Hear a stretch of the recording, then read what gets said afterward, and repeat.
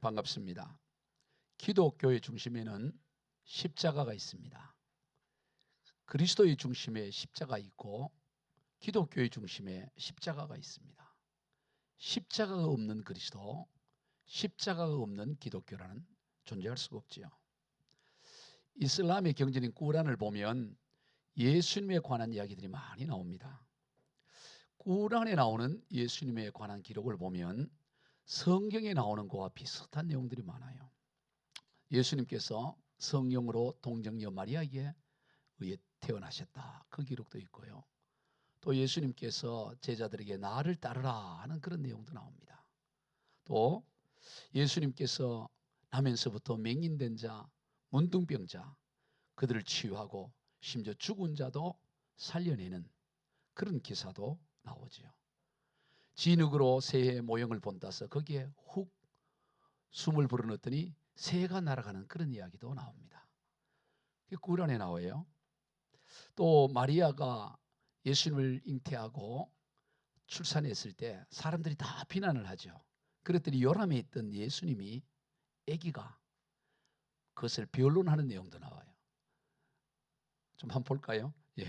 꾸란 3장 45절 시작. 그 이름은 메시아, 마리아의 아들 예수. 그분은 현세에 있었으나 내세에 있었으나 고귀한 분이시며 알라 가까이 계신 분이다. 여기서 알라는 하나님을 말해요. 그 예수님은 메시아고 마리아 아들, 현세나 내세에 있어서 고귀한 분이고 하나님 가까이 계신 분이다. 이게 성경이 아니라 꾸란에 있는 내용이에요. 갈등하지 말아요. 계속 들어봐야 됩니다. 꾸란 3장 49절 시작. 나는 너희들에게 주의 증거를 가지고 왔다. 내가 너희들을 위하여 진흙으로 새의 본을 떠서 숨을 불어넣으면 알라의 승낙으로 새가 될 것이다. 나는 태어나면서부터 맹인이나 문둥이를 고치며 알라의 승낙으로 죽은 자를 소생시킨다. 이 알라 대신에 하나님만 넣으면 다 하나님의 허락함 가운데 이 모든 일을 한다는 거죠. 그리고 꾸란 5장 10절에서 실제로 그랬다라고 기록 나와요. 시작. 알라께서 이렇게 말씀하신 것을 생각하라. 마리아의 아들 예수여, 또 너는 내 허락을 받고 흙으로 새의 모양을 만들어 숨을 불어 넣었더니 내 허락으로 그것은 새가 되었다. 또 너는 내 허락을 받고 장님과 문둥이를 고쳤다. 또 너는 내 허락을 받고 죽은 자를 소생시켰다. 거의 뭐 보험서 보는 거죠. 그리고 이제 마리아가 이제 아이를 잉태해서 낳아가지고 친족들에게 왔을 때, 자, 꾸란 19장 20절 시작. 얼마 후 그녀는 그 아들을 안고 일족의 사람들에게로 왔다. 모두들 말하였다. 마리아여, 그때는 큰일을 저질렀다. 아론의 누이여, 너희의 아버지는 악인이 아니었고 너희의 어머니는 음탕한 여자가 아니었는데, 그래서 그녀는 그 아들을 가리켰다. 모두는 말하였다. 요람 안에 있는 아기와 어떻게 말할 수 있겠는가? 그러자 그 애는 말하였다. 저는 알라의 종입니다. 알라께서는 저에게 성전을 주셨고 저를 예언자로 하셨습니다. 제가 어디에 있든지 축복받은 자로. 애기 목소리니까. 그러니까 예수님이 요람에서 마리아를 변론하는 거야. 이 피덩어리 예수님을 안고 오니까 너 이게 왜 이러냐고 막 하니까 애기가 예수님이 그렇게 변론. 그러니까 애기 목소리 해야지. 여러분, 예수님에 관해서 성경에 일치되는 부분들도 많고요. 또 많은 예수님의 능력을 기록하고 있습니다. 그러면 저쪽으로 한번 갈아타봐 이렇게 이제 고민을 해보면 안 돼요. 왜냐? 결정적인 차이가 있어요. 오히려 어떻게 보면 이 구월 안에 나오는 예수님이 더 능력이 있게 나타납니다. 그런데 결정적 차이가 있어요. 그게 뭘까요? 그게 바로 십자가예요. 저들은 예수님이 십자가에 죽으셨다라는 것을 인정하지 않아요. 예수님은 십자가에 죽지 않았다. 메시아가 어떻게 십자가에 죽냐? 바로 알라의 부름을 받아서 바로 승천을 했다. 이렇게 기록해요. 자, 꾸란 3장 55절 시작. 알라께서 이렇게 말씀한 때를 기억하라. 예수여, 나는 그들을 불러 내 곁에까지 오르게 하고 믿음이 없는 자로부터 그들을 깨끗이 하여 그들을 따르는 자를 부활의 날까지 믿음이 없는 자보다 높은 곳에 놓겠다. 그 예수님을 따르는 자를 높은 곳에 이렇게 놓겠다. 이런 기록이 나오는 거죠. 바로 예수님을 불러서 승천하겠다는 거죠.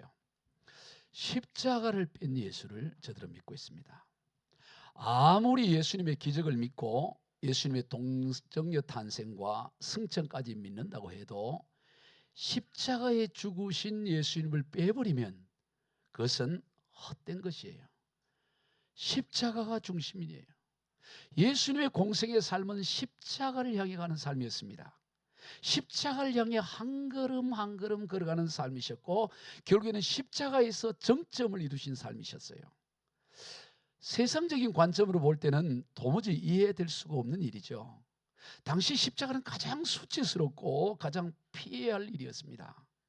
사람이 살다가 죽더라도 그래 죽으면 안 되잖아요. 제일 좋기는 자다가 그냥 잠자듯이 가는 게 제일 좋지만 뭐 그래는 안 가더라도 십자가에 그렇게 매달려가서 발가벗은 모세로 그래 죽으면 되겠습니까? 가장 처참한 죽음이 십자가의 죽음이에요. 그런데 예수는 그 죽음을 향해서 한 걸음 한 걸음 나아갔다라는 것입니다. 이것을 빼놓은 이 십자가를 빼놓은 신앙은 뭐냐? 무슬림적 신앙인 거예요. 여러분 우리 그리스도인의 삶에 보면 이 십자가는 빼놔요. 십자가는 빼놓고 영광스러운 주님만 생각하는 겁니다. 그 신앙은 거의 무슬림적 신앙을 가지고 있는 거예요. 예수를 믿기는 하되 무슬림적 신앙인 거죠. 예수는 이 십자가의 죽음을 뭐라고 표현하느냐? 영광이다 이렇게 표현해요. 영광. 자, 요한복음 12장 23절 시작. 예수께서 대답하여 이르시되 인자가 영광을 얻을 때가 왔도다. 인자가 영광을 얻을 때가 왔다는 말은 이제 죽을 때가 됐다. 십자가에 죽을 때가 됐다. 여러분 십자가에 죽을 때가 된 것을 영광을 얻을 때다 이렇게 표현하는 것입니다. 예수님의 죽음은 가룟 유다의 배신으로부터 가룟 유다가 은 30에 예수님을 파는 것으로 시작되죠. 그때도 그렇게 표현합니다. 요한복음 13장 3절 시작. 유다가 그 조각을 받고 곧 나가니 밤이르라. 그가 나간 후에 예수께서 이르시되 지금 인자가 영광을 받았고 하나님도 인자로 말미암아 영광을 받으셨도다. 가룟 유다가 예수님 배신하여 팔러 나갔을 때 그때 예수님은 뭐냐? 이제 영광을 받는다는 것입니다. 영광을 받았다고 말하는 거예요. 여러분 누군가가 우리 신앙의 길을 반듯하게 걸어가는데 여러분을 모함하고 배신하고 욕하고 손가락질하고 그럴 때 기억해야 할 것은 내가 영광을 받았구나. 영광을 받는다는 거예요. 예? 예수님은 십자가의 수치와 죽음을 영광으로 받아들이셨습니다. 세상적 관점으로 볼 때는 도무지 이해할 수 없는 일이죠. 어떻게 십자가의 수치와 고통과 죽음이 영광이 될 수 있을까 하는 거예요. 마태복음 4장에 보면 이 세상의 신인 마귀가 예수님을 시험하는데 그때 예수님을 시험할 때 예수님이 하나님의 아들 곧 근본 하나님의 본체라는 것을 모를 리가 없었어요. 예수님이 누구신지 잘 알았지요. 그래서 시험을 했는데 얼마든지 예수님은 돌로 떡덩이를 만들 수도 있고 높은 성전 꼭대기에서 뛰어내릴 수도 있고 천하의 영광을 얻을 수도 있는 분이라는 걸 알고 있었습니다. 그래서 그 시험을 한 거예요. 아예 그걸 할 수 없을 것 같으면 돌로 떡덩이를 만들 수 있는 능력이 없다는 걸 알면 굳이 시험할 리가 없겠죠. 만들 수 있는 능력이 있다는 것을 알고 그렇게 시험한 거예요. 그러나 예수님은 그 길을 택하지 않으시고 전혀 상반된 십자가의 길을 가셨다는 거예요. 세상은 끊임없이 뭔가 보여달라는 거예요. 화끈한 거 한번 보여줘봐. 돌로 한번 떡덩이 만들어봐. 능력 한번 나타내봐. 그런다 이 말이죠. 근데 예수님은 그 길로 가지 않으시고 뭘 가셨냐? 죽음의 길, 십자가의 길을 걸어가신 것입니다.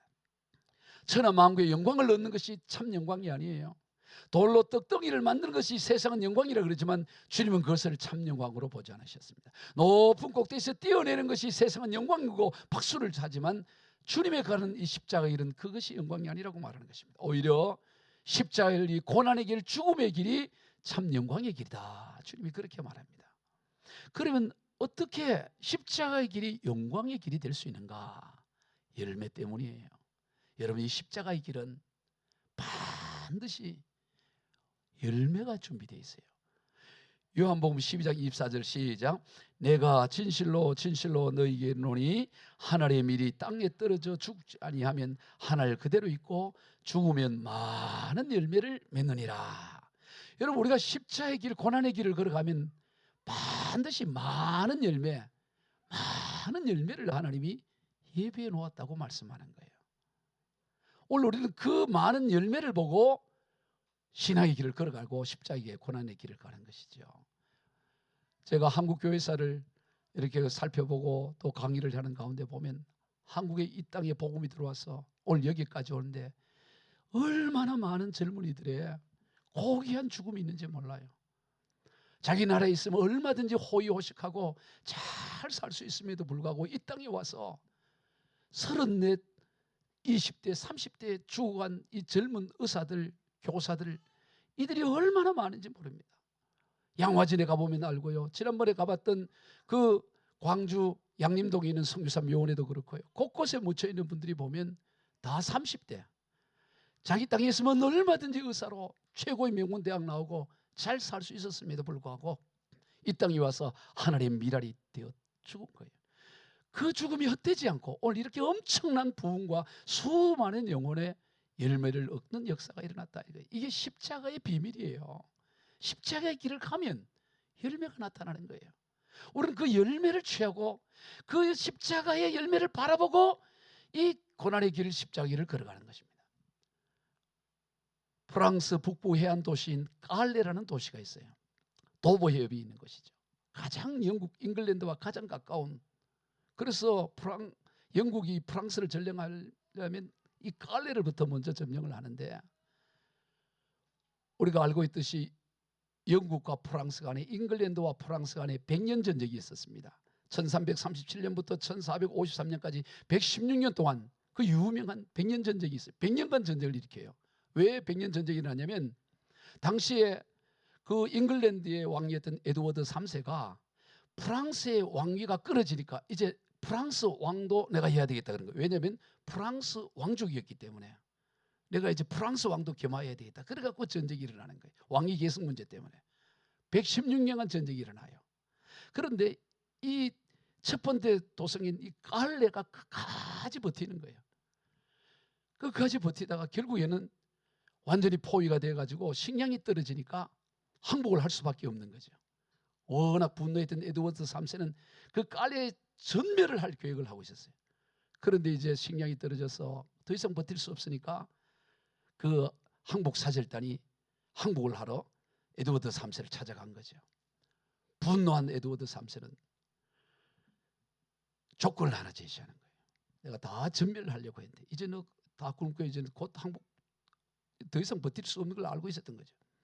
근데 너희들이 항복을 내가 하면 한다 그러니 내가 이 깔레 시민들은 살려주는데, 너희들 중에 지금 이렇게 버텨서 1년이나 버틴 거에 대해서 이 잘못된 생각을 한 이 지도자들 6명으로 하여금 맨발로 자기 목에 교수형에 달 이 밧줄을 목에 메고 영국군으로 와서 그 자기가 메고 온 밧줄에 목을 달아서 처형을 하겠다는 거예요. 그러니까 맨발로 6명, 그 깔레 시민 중에 6명으로 하여금 그 영국군으로 나오도록 하는 거죠. 문을 열고 열쇠를 가지고 와서 그리고 교수형을 하게 돼. 6명이 그래 나오면 내가 깔레 시민들은 해치지 않겠다 이러는 거예요. 자, 그 소식을 듣고 깔레 시민들은 이제 어찌할 거냐. 누가 거기 맨발로 교수형에 달 스스로 그 교수형 목줄을 끌고 거기를 갈 거냐 이런 얘기죠. 그런데 그때 거기서 가장 부자였던, 가장 거기서 잘 살고 있던 생피에라는 분이, 내가 지금까지 이렇게 부유하게 잘 살아왔으니 우리 집안이 내가 그렇게 가겠다. 예? 그래서 앞장서는 거예요. 그랬더니 그 갈레시의 시장이 앞장서고, 그래 6명이 거기에 우리가 하겠다고 6명이 어떻게 하느냐? 정한 날짜에 전부 맨발로 목에다가 이 교수형 밧줄을 메고 영국군을 향해 가는 거예요. 그리고 가서 드디어 이제 교수형을 달라 그러는 거죠. 그런데 그때 그 영국의 에드워드 3세 왕비가 팔리파라는 왕비인데, 팔리파 왕비가 이 소식을 듣고 중세에 가장 그 측은지심이 강한 좋은 여인으로 평가돼요. 이 팔리파가 왕에게 나가 그 얘기하는 거예요. 왕이여, 저들의 저 희생이 얼마나 고귀합니까? 용서해 주세요. 당시 그 팔리파에게는 아이를 임신하고 있어요. 저들을, 저런 사람들을 죽이면 우리 아이가 좋지 않을 것 같다는 거예요. 용서해 달라고 눈물 흘리면서 애원을 하고, 왕비가 그래서 에드워드 3세가, 남자는 눈물이 약하잖아요. 그래갖고 용서를 해준 거예요. 용서를. 그래서 다 다치지 않고 갈래 시민들이 다 살아날 수 있었던 거예요. 그리고 나서 550년이 지나서 프랑스의 가장 위대한 조각 가운데 로댕이 바로 이 갈래 시민이라는 이 동상을 만든 거예요. 한번 보여주세요. 이거예요. 이게 갈래 시청 앞에 있어요. 갈래 시민. 한 장 더 보여주세요. 이 갈래 시민이란 이 6명의 이 모습을 로댕이 만들 때 바로 이 죽음을 앞둔 공포, 슬픔, 체념, 인간의 가장 그런 내면의 본질적인 것을 이렇게 사실적으로 묘사한 거예요. 여러분 갈 때 막 당당하게 갔겠어요? 다 지도층이고 내가 안 가도 누군가 갈 수 있겠지. 그런데 그 걸음을 걸을 때 각자의 모습의 어떤 고뇌 찬 모습을 로댕이 한 것이죠.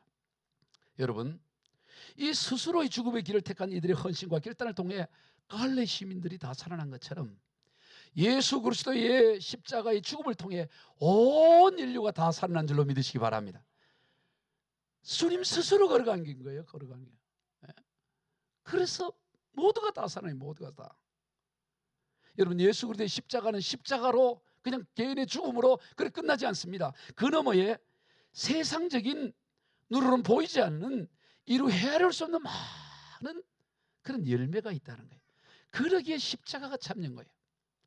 한번 따라 봅시다. 십자가는 열매가 아니라 씨앗이다. 여러분, 씨앗이 귀해요, 열매가 귀해요? 만약 여러분이 무인도에 간다 그럴 때, 야, 너 저 무인도 가서 살기 힘든데 이 수박 실컷 먹고 가라. 너 가면 무인도. 근데 한 사람에게는 수박을 먹지 마. 까만 씨앗 하나 가져가라. 여러분 뭘 택하겠어요? 씨앗을 가져가야 돼. 씨앗. 당장 뭐 맛있는 있겠지. 수박 시원하게 먹어. 그러면 끝난다고. 그 수박씨 하나만 가지면 그 수박씨 안에 수천 수만에 심으면 또 나오고 또 나오고 수천 수만의 열매가 그 까만 씨앗 안에 있다고. 여러분, 예수님의 이 십자가가 바로 그런 거예요. 당장 보기에는 그 씨앗 그거 뭐 소화도 안 되고 버릴 것 같지만 그걸 땅에 심으면 거기에서 수천 수만의 열매가 있다 이 말이죠. 오늘 우리 그리스도인들은 열매를 추구하는 삶이 아닙니다. 열매의 영광을 추구하는 삶이 아니라 십자가의 씨앗을 추구할 때 거기에 열매가 있는 것을 믿는 것입니다. 그러나 세상에 그 비밀을 모르는 이들이 볼 때는 십자가의 길을 걸어가는 게 어리석기 짝이 없는 것이죠. 왜 인생 저렇게 살아가냐. 자, 고린도서 1장 18절 시작. 십자가의 도가 멸망하는 자들이는 미련한 것이요 구원을 받는 우리에게는 하나님의 능력이라. 세상이 볼 때는 미련해요. 왜 저렇게 요즘 살기 얼마나 좋은데, 예? 왜 주일날 머리지? 왜 이렇게 다 미련해 보이는 거지? 예? 한 살도 젊을 때 지리산도 가고 단풍 구경 좋은데 어디지? 그것도 가보고 이래 놀아야지. 뭐 주일날 뭐 교회 가서 왜 울고 불고 왜 그래? 이 좋은 시대 세상이 볼 때는 미련해 보이죠. 그러나 이 십자가는 구원을 받는 우리에게 하나님의 능력인 줄로 믿으시기 바랍니다. 고린도서 1장 23절 시작. 우리는 십자가에 못 박힌 그리스도를 전하니 유대인에게는 끄리끼는 것이요 이방인에게는 미련한 것이로다. 그러나 우리는 이게 자랑이 되는 거예요. 갈라디아 6장 14절 시작. 그러나 내게는 우리 주 예수 그리스도의 십자가 외에 결코 자랑할 것이 없느니 그리스도로 말미암아 세상이 나를 대하여 십자가에 못 박히고 내가 또한 세상을 대하여 그러하니라. 세상은 다 미련하고 어리석고 왜 그 십자가 길 가냐고 그렇게 말하지만 그렇지 않는 거예요. 내 자랑은 오직 십자가 외에는 자랑할 게 없어. 천하의 어떤 것도 나는 자랑할 게 없고 오직 십자가 외에 나는 자랑할 것이 없다. 이 십자가의 비밀, 이 씨앗의 비밀을 아는 사도 바울은 십자가만이 자랑할 거라고 말씀하고 있는 거예요. 여러분, 오늘 우리의 인생 가운데 성경이 나오니까 좋은 내용이고 맞아 참 은혜되네. 그럼 막상 내 인생에 십자가 같은 게 다가올 때는 그걸 거부하는 심리예요. 여러분, 오늘 우리가 예수 믿는 것 이름으로 욕을 얻어먹고 비난하고 막 욕할 때 그때 내가 하나님 이 십자가를 영광으로 여기면 나가게 해달라고 그 믿음으로 돌파해 가야 되는 거예요. 아멘. 십자가 우리의 자랑이 된다. 바울이 그 얘기합니다. 갈라디아서 이제 더 이상 날 괴롭히지 말라. 내게는 내 몸에는 예수의 흔적, 십자가의 흔적이 있다. 바울의 자랑, 예수 믿는 것 때문에 고난당하고 매맞고 돌배짓하고 침뱉고 이게 내 자랑이야. 내 자랑. 이게 내 후장이야. 여러분, 오늘 우리의 훈장이 뭐가 되어야 되느냐? 예수 믿었더니 다 만사가 풀리고 다 성공하고 대박나고, 그게 우리의 자랑이 아니라 예수 믿는 것 때문에 왕따 당하고 욕도 먹고 침뱉고 비난당하고, 이게 우리의 영적인 훈장이 되기를 주의 이름으로 축복합니다. 그게 거기서 끝나는 게 아니고 그 이후에 어마어마한 상상도 할 수 없는 영광의 열매가 기다리고 있다는 거예요. 오늘 우리에게 자랑이 있습니다. 그건 바로 십자가. 아유, 나는 목사님 자랑할 게 없어요. 뭐 배운 것도 그렇고요. 예, 그러지 말아요. 오늘 우리에게는 예수 그리스도가 우리의 십자가의 자랑입니다. 여기는 예수 자랑이 있는 거예요. 십자가 자랑이 있는 거예요. 우리 날마다 예수 그리스도의 십자가를 자랑해야 됩니다. 예전에 제가 알고 지내는 부천에서 목회하시는 목사님이 그런 말씀을 하더라고요. 교회를 개척하고 교회를 건축을 한 거예요. 제가 그 교회도 가봤는데 잘 건축을 했어요. 건축을 하고 나서 새벽에 하나님 앞에 막 기도하는 거예요. 교회 부흥을 놓고. 다 목사들이 교회 부흥을 놓고 기도하잖아요. 막 기도를 하는데 하나님께서 그렇게 묻더래요. 부흥을 너는 왜 원하느냐? 왜 부흥을 원하느냐? 이런 물으시더래요. 그런데 이분이 툭 뭐라 그러냐면 빚 갚아야죠 이래. 부흥이 돼야 빚을 갚지. 교회 건축을 하다 보니까 빚이 있으니까 빚 갚아야죠 이렇게 툭 나오는 거예요. 그랬더니 하나님 또 묻더래요. 왜 부흥을 원하느냐? 그래서 자기가 이렇게 얘기해요. 부흥을 해야 노회를 가든 어디를 가든 대우를 받잖아요 이랬대요. 이제 아주 공감이 돼요. 그러니까 부흥이 안 되면 어디 가나 이게 뭐 이렇게, 그래도 부흥되고 이러면 대우 받으니까. 그런데 그런 말을 하고 나니까, 하나님 앞에 나니까 자기가 너무 부끄러운 거야. 자기의 그 발가벗은 모습이 보여진 거야. 자기도 모르게 툭 얘기를 했지만 자기 속 얘기를 했는데, 그래서 뭐라 그랬냐? 하나님, 저는 목사도 아닙니다. 이 교회를 그만두겠습니다. 하나님이 사랑하시는 목자를 이곳에 보내주시고 저는 목회 그만두겠습니다. 이렇게 기도한 거예요. 야, 이런 내가 무슨 목회합니까? 나 목회 안 하겠습니다. 하나님이 사랑하는 종을 보내주세요. 나 이제 그만두겠습니다. 이런 기도를 했답니다. 그렇게 기도하는 중에 하나님께서 또 목사님에게 그런 말씀을 하더래요. 나는 너를 쓰고 싶다. 그런데 너무 더럽다. 네 속에 세상이 너무 많이 들어있다. 이러시더래요. 그 얘기 들으니까 자기 안에 엄청 충격을 받은 거죠. 예수님이 더럽다고 그러니까 온 헌신을 다해 교회 건축하고 개척해서 교회 건축하고 이렇게 빚이 있긴 하지만 이래 했는데 너무 더럽고 세상에 너무 많이 들어있대. 그때부터 이 목사님 더 이상 하나님께 뭐 달라고 부흥 달라고 그런 기도를 안 했대요. 그럼 뭔 기도를 했느냐? 하나님, 내 속에 있는 세상을 빼내주세요. 네 안에 세상이 너무 많이 들어있다니까 내 안에 있는 세상 빼내주세요. 계속 그 기도를 한 거예요. 그랬더니 교인들이, 사람이 만나는 사람마다 목사님의 얼굴이 활짝 펴져 있습니다 이러더래요. 얼굴이 그분을 지금도 만나도 얼굴이 항상 펴져 있어. 보기만 해도 저분은 목사님이다. 참 평안하다. 그게 보여져요. 할렐루야. 세상의 별이. 여러분, 우리의 신앙의 길은 뭐냐? 세상의 것을 십자가에 못 박고 죽이고 이 십자가의 길, 고난의 길을 가는 게 우리가 추구해야 될 소망이에요. 할렐루야. 세상 영광 바라고 추구하고 살아가는 것이 아니고, 여러분, 기독교의 능력, 하나님의 능력은 십자가의 능력입니다. 아멘. 내 속에 온갖 세상 욕망 원하는 걸 못 박아 죽이는 거, 그게 세상 추구하는 것과 다른, 전혀 세상과 다른 방향. 갈라디아 6장 14절 다시 봅시다. 시작. 그러나 내게는 우리 주 예수 그리스도의 십자가 위에 결코 자랑할 것이 없으니 그리스도로 말미암아 세상이 나를 대하여 십자가에 못 박히고 내가 또한 세상을 대하여 그러하니라. 세상과 나는 이제 끝나버렸다는 거예요. 더 이상 세상이 내한테 뭐 할 수도 없고 나도 세상이, 그냥 서로 십자가에 못 박아서 서로 죽은 사이. 세상과 나는 그저 죽은 사이야. 나도 세상을 요구하지도 않고 세상도 내게 더 이상 영향을 끼칠 수가 없어요. 나는 오직 십자가 위에 자랑할 것이 없다고 말하는 거예요. 오늘 이것이 우리의 신앙이 걸어가야 될 길이에요. 이게 우리의 자랑이 되어야 되는 것입니다. 아멘. 오직 십자가. 세상 등지고 십자가 지내. 세상 등지고 십자가 보내. 세상 등지고 십자가 보내 뒤돌아서지 않아요. 이 세상 사람 날 몰라줘도, 이 세상 사람 날 노예 가도 아무도 알아보지도 않고 어디 모임에 가도 이 세상 다 몰라줘도, 아무도 몰라줘도 난 뒤돌아서지 않겠네. 할렐루야. 이게 십자가의 길이라. 이게 영광이라고요. 세상 등지고 십자가 보내, 세상 등지고 십자가 보내, 세상 등지고 십자가 보내, 뒤돌아서지 않겠네.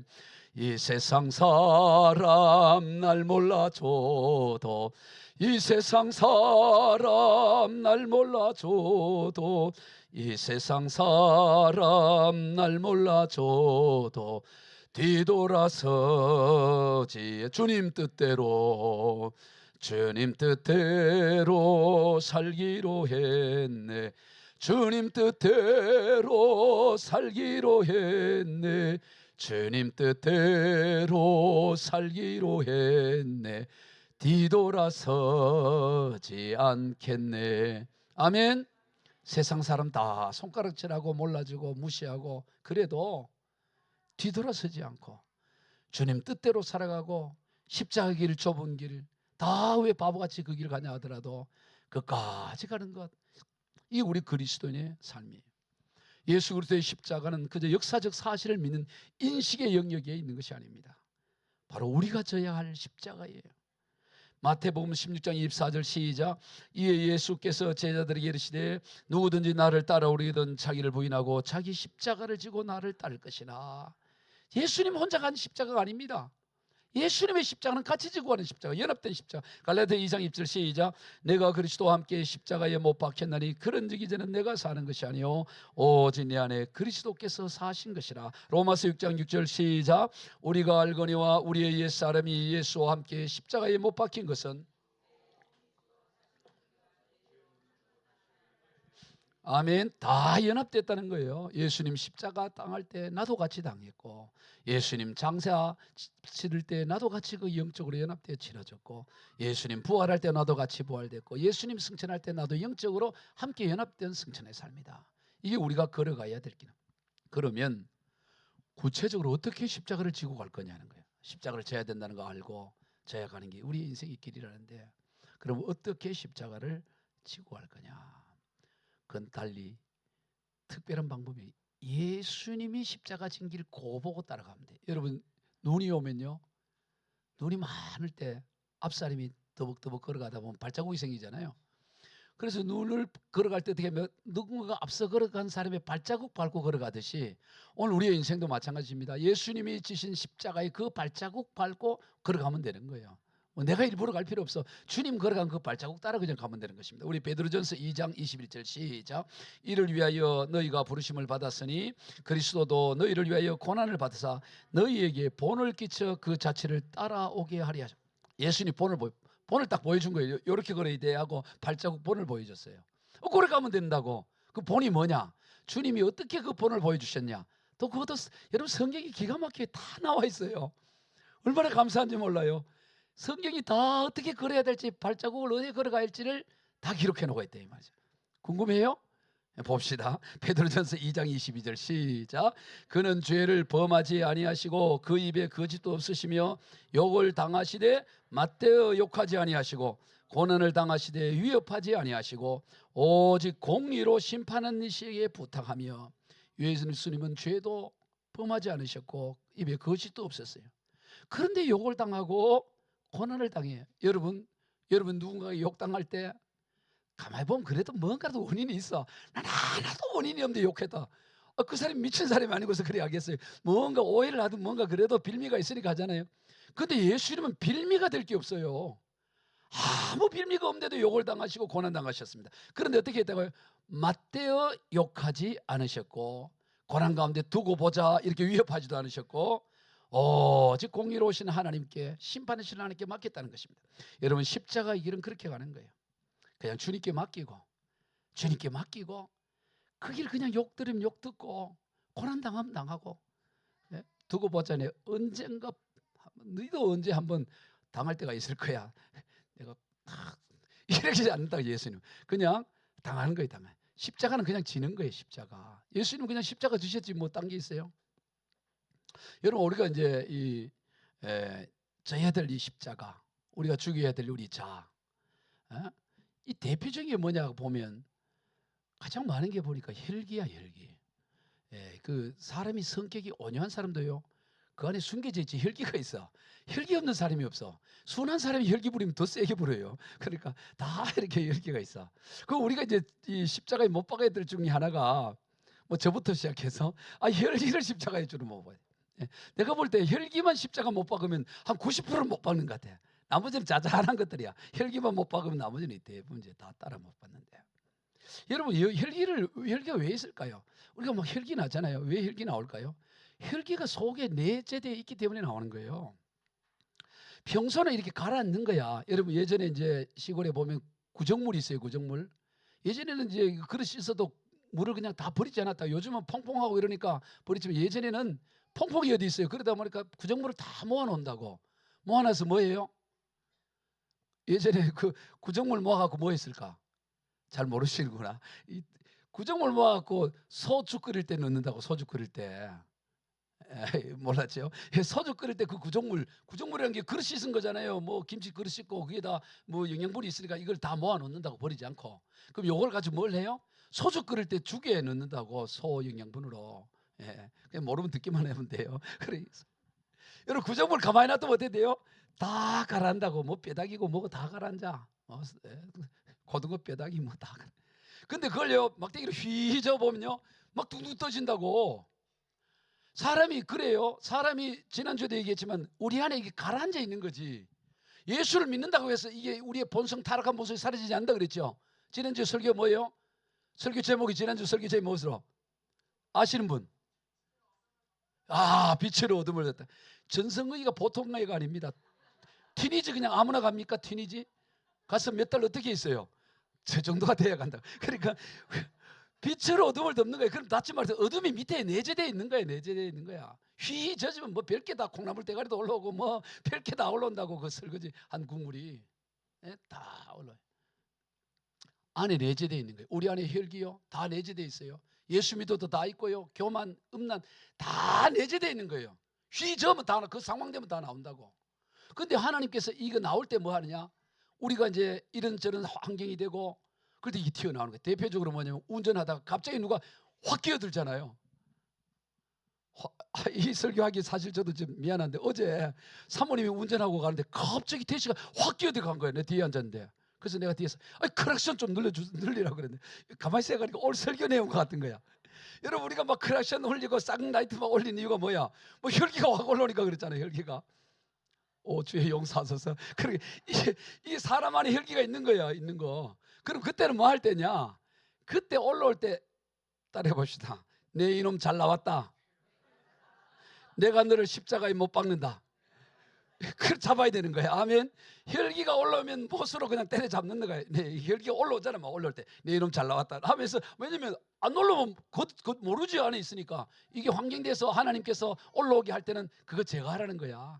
너 이거 못 쓰는 거니까 이게 올라오니까 이거 빨리 제가. 그러면 그게 올라올 때 막 토해내면 안 되고, 내 이놈 잘 나왔다. 내 십자가로 못 판다고 딱딱 복 박아야 돼. 그걸 내가 어제 사모한테 얘기하고 나서는 속으로 했어요. 혈기 주고 그렇게 내 혼자 뒤에 앉아서 그랬는데. 여러분, 십자가 못 박아야 돼. 아멘. 끊임없이 우리 안에 끊임없이 이걸 못 박는, 끊임없이 우리 생명 다할 때까지 계속 못 박는. 우리는 다 영적인 이 목수들이 돼야 돼. 못 박아가지고 못 박아. 계속 우리 안에 있는 죄가 올라올 때마다 여러분 잘 나왔다고 포스를 박아야 돼. 그게 신앙의 길이라고. 그럴 때 우리는 가는 거예요. 때로는 정말 못 박기 싫을 때도 있어요. 야, 이건 너무 심한 거야. 내가 왜 내가 억울하다. 억울해. 이거 정말 너무 억울해. 나하고는 아무 잘못이 없는데 너무 억울함이 막 올라온대. 억울함이 올라올 때 있죠. 그때도 한번 해볼까요? 내 이놈 잘 나왔다. 내가 너를 십자가에 못 박는다. 억울함을 십자가에 막 못 박아야 돼. 억울함. 아멘. 계속 망치질을 해야 돼. 망치질 계속 못을 가지고. 예. 오늘 설교 듣고 그렇게 살고 싶은 사람 시작 가서 못 3개랑 그 다음에 망치에 주머니 넣고 다녀. 상징적으로 못 3개하고 망치 넣고 들 다녀. 못 박아야 된다. 끊임없이. 억지로라도 그럴 때 축복을 받아요. 하나님 살아계시다. 하나님 다 보고 계신다고. 여러분, 그 구레네 시몬이라는 사람이 있습니다. 이 구레네라는 것은 지금의 북카프리아 해안 도시죠. 이 시몬, 이 구레네 사람 시몬인 걸 봤을 때 이방인으로서 유대교에 입교한 사람 같아요. 그런 유월절을 이제 유대인들이 유월절 귀하게 여기는 유월절을 지키기 위해서 예루살렘에 올라왔다가 예수님의 그 십자가에 못 박혀 죽어가는 그 행진 가운데 있게 되다가 예수님 너무 몸이 그냥 이게 기진맥진해 있으니까 십자가를 못 지고 가는 거예요. 원래 다 자기 십자가 자기가 지고 와서 거기서 매달려 죽는데 예수님 힘이 없으니까 원래 채찍다고 힘이 다 빠져가지고 가다 넘어지고 하니까 그러니까 이 로마 군병이 그 서 있는 사람들이 건장한 사람 너 이리 와봐 해가지고 예수님 십자가를 대신 지고 간 사람이 구레네 사람 시몬이에요. 억지로 진 거죠. 아 저는 그냥 서 있는데 괜히 지금 그 사람들 막 길거리고 그랬죠. 야 저거 먹진다고 얼마나 창피하겠어요. 자기 십자가는 아니지만 갑자기 구경하다가 섰으니까 이 구레네 시몬 입장에는 억울하기 짝이 없는 거지. 그런데 그 결과 어떻게 됐을까요? 억울했지만 그러나 그에 관한 기사가 나오는데 마가복음 15장 12절 한번 읽어봅시다. 시작. 마침 알렉산더와 루포의 아버지인 구레네 사람 시몬이 시골로부터 와서 지나가는데 그들이 그를 억지로 같이 가게 하여 예수의 십자가를 지고, 자 여기 보면 이 구레네 시몬을 소개하면서 마가복음에서 마가는 뭐를 얘기하느냐, 시몬의 아들들 두 아들의 이름을 얘기해요. 알렉산더와 루포의 아버지인 구레네 사람 시몬. 여러분 굳이 그냥 구레네 사람 시몬 이러면 되잖아요. 시몬이 누구지 모르고 출신만 얘기하면 된다고. 그런데 굳이 두 아들 이름을 언급해요. 알렉산더와 루포의 아버지라고 생각합니다. 그 말은 이게 뭔 말일까요? 우리가 정상적으로 추리해 보면 아하, 이 두 아들의 이름을 기록할 때 이 편지를, 이 글을, 이 마가복음을 읽는 사람들은 알렉산더가 누군지 루포가 누군지 알고 있었다는 거예요. 이들이 누구라는 겁니까? 이들이 이 당시에 이미 교계에서 활동을 하고 있었다는 걸 보는 거예요. 구레네 시몬의 아들들인 루포와 알렉산더가 그 초대의 교회 가운데 주요한 인물로 활동하고 있다는 걸 우리가 추정할 수 있습니다. 왜 그러냐? 그 다음 보면 알아요. 사도 바울이 로마서 16장 13절에서 로마서 그 귀한 편지를 쓰고 마무리하면서 이 얘기를 합니다. 시작. 주 안에서 택하심을 입은 루포와 그의 어머니에게 문안하라. 그의 어머니는 곧 내 어머니라. 여러분 사도 바울이 얼마나 굉장한 인물입니까? 근데 루포의 어머니가 내 어머니다. 내 어머니처럼 되어야 된다. 루포의 어머니가 누굽니까? 구레네 사는 시몬의 아내인 거죠. 그러니까 루포와 알렉산더는 이미 이 초대 교회 가운데 귀한 사역들을 감당하고 있었다는 거예요. 그래서 사도 바울로부터 내 어머니라고 칭함을 받은 거예요. 그러면 구레네 시몬은 누가 될 거? 내 아버지가 되는 거죠. 사도 바울의 아버지가 되고 어머니가 되는 역사가 일어날. 그러니까 얼마나 굉장한 일입니까? 그 아들들의 이름들이 나오고. 여러분 십자가가 바로 그런 거예요. 내가 비록 원치 않는 십자가, 어떻게 우연한 재수가 없는 십자가 같지라도 그것을 내가 묵묵히 믿음으로 지고 나갈 때 이런 놀라운 하나님의 역사가 일어난다는 거죠.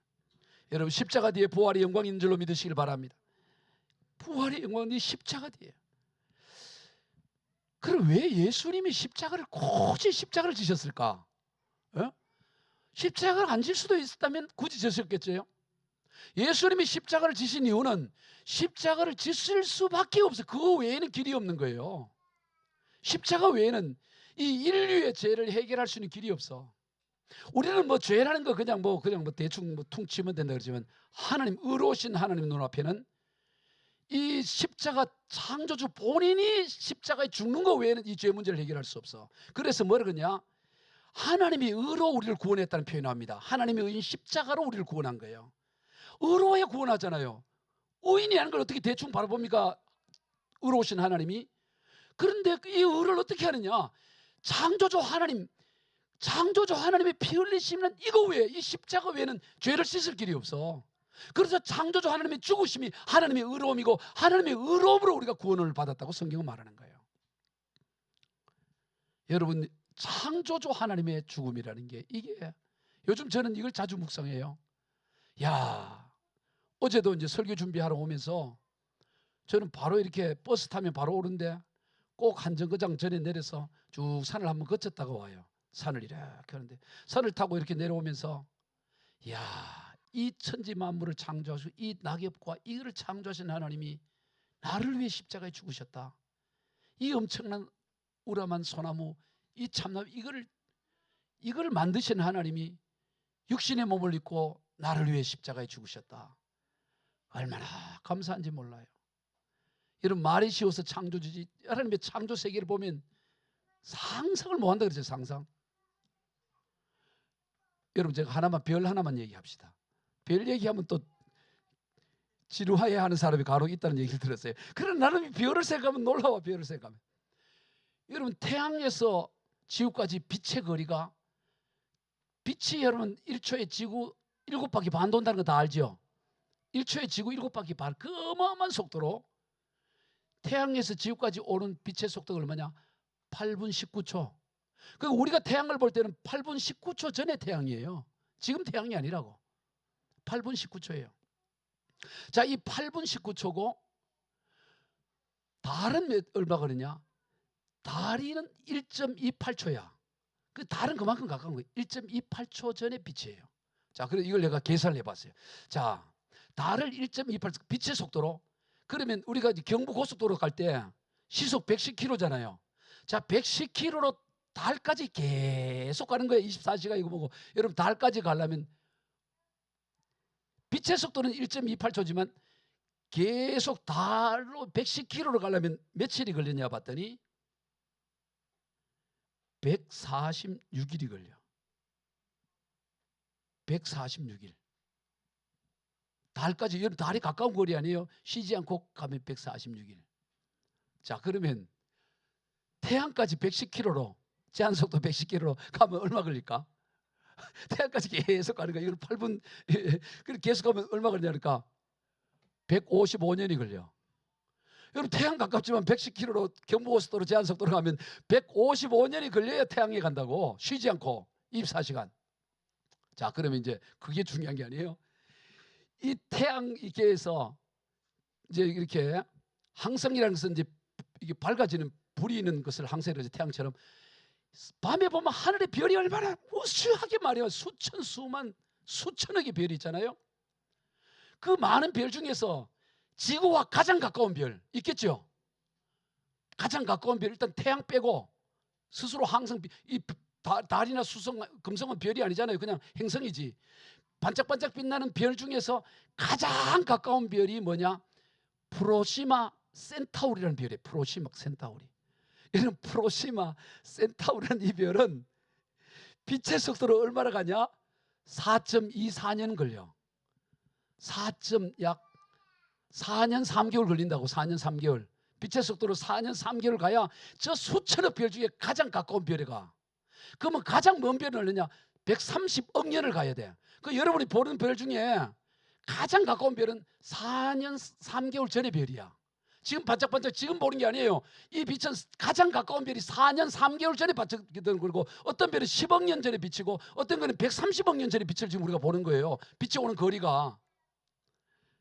너 지루합니까? 자, 지금 물리 시간은 아닙니다만은, 자, 보면, 자, 이걸 얘기하고 싶은 거야. 자, 가장 가까운 프록시마 센타우라는 이 별이 110km 속도로, 자, 4년 3개월을 가면 얼마나 걸릴 거냐? 태양은 155년 걸리는데, 지구에서 가장 가까운 별인 이 4년 3개월 걸리는 프록시마 센타우리까지 가려면 얼마나 놀랄 준비를 하고 들어야 돼. 얼마 걸리냐면 4,150만 년이 걸려. 다시 여기 딱 걸립니다. 이러면 여러분 우아하세요. 자, 가장 가까운 별인 프록시마 센타우리까지 경부고속도로 제한속도 110km로 쭉 가는 거, 계산한 거예요. 전부 다 계산을 쭉 하면 얼마 걸리냐면 4,150만 년이 걸린다고. 그래, 이 정도는 나와야지. 그래, 그걸 창조하신 분이야. 하나님, 그걸 창조하신 분이 우리를 위해 십자가에 죽으셔서. 그런 별이 수천, 수조, 수십조, 수백조의 별이 있다고. 제가 자주 얘기하잖아요. 관측 가능한 별이 70세스틸리언. 지구상에 있는 모든 모래알 곱하기 10배라고. 뭐 상상을 못하는 별이에요. 그걸 창조하신 그분이 우리를 위해 십자가에 죽으신 거예요. 그러니 이 십자가의 보혈이 얼마나 놀랍고 이 복음이 얼마나 굉장하겠냐고. 그 창조주가 죽은 십자가라고. 창조주가 죽은 십자가. 그 십자가의 길을 우리는 걸어가는 거라고. 그러니 이게 얼마나 굉장하냐 말이야. 할렐루야. 그런데 사단 마귀는 이게 무력화시키는 게 있어요. 그 엄청난 십자가지만 무의미하게 만드는 방법이 있어. 그게 뭐냐? 전하지 않게 하는 거야. 여러분, 아무리 엄청난 복음이어도 전하지 않으면 아무 의미가 없는 거예요. 사단 마귀는 어떻게 하든 전하지 마라, 전도하지 말라는 거예요. 전도하지 마라. 왜요? 그래야 그 엄청난 일을 그 무의미해지게 만드니까. 예수 복음의 이 십자가의 엄청난 이 능력을 막는 유일한 방법은 뭐냐? 전하지 않게 하는 거예요. 막아버리는 거예요. 오늘 우리는 이 복음을 전해야 될 줄로 믿으시길 바랍니다. 전하면 누가 믿겠냐? 아니에요. 아니, 창조주 하나님이 십자가에 죽으시고 부활하시고 승천했다, 그거 누가 믿겠어?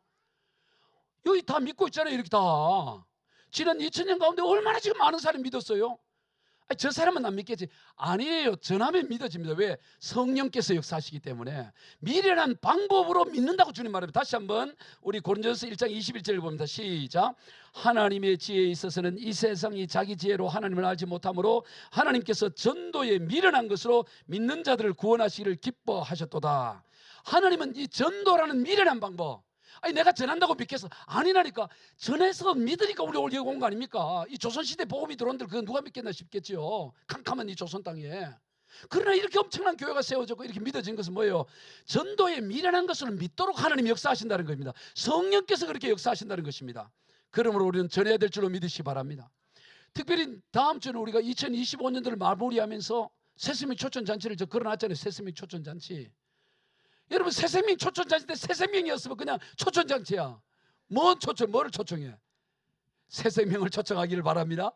이 엄청난 복음이 무의미하지 않도록 한 사람 한 명씩이라도 초청을 하라고. 지금이라도 마음을 먹어요. 나와는 상관없어 그렇게 생각하지 말고, 그 사람은 안 돼 이러지 말고, 우리는 바로 이 영원한 이 십자가, 이것을 전달하는 사람들이에요. 십자가의 전달자예요. 십자가의 전달자들은 어디든지 가고 누구에든지 가야 됩니다. 모든 곳을 가야 됩니다. 왜냐? 어디든지 누구든지 모든 곳이 다 십자가의 복음이 필요하기 때문이에요. 우리 찬양하고 마치겠습니다. 난 지극히 작은 자, 죄인 중에 괴수, 무익한 날 부르셔서 간절한 기대와 소망, 복음을 전해야 돼요. 네?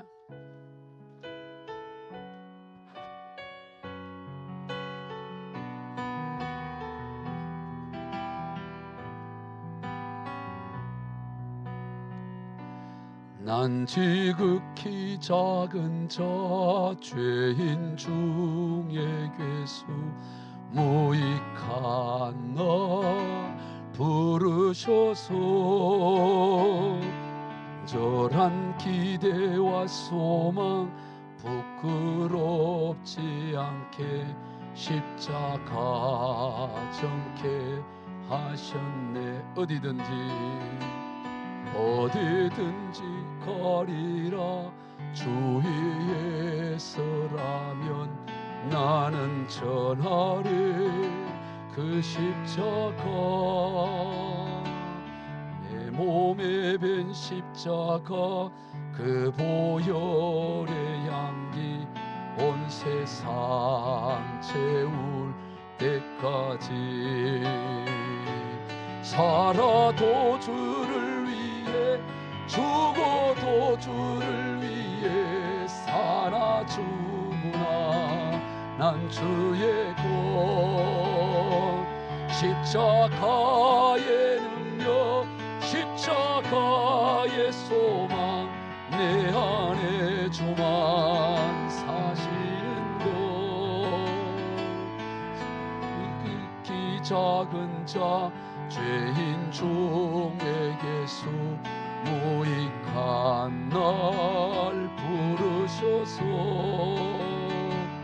절한 기대 소망, 부끄럽지 않게 십자가 정케 하셨네. 한 번 더 합니다. 어디든지 가리라.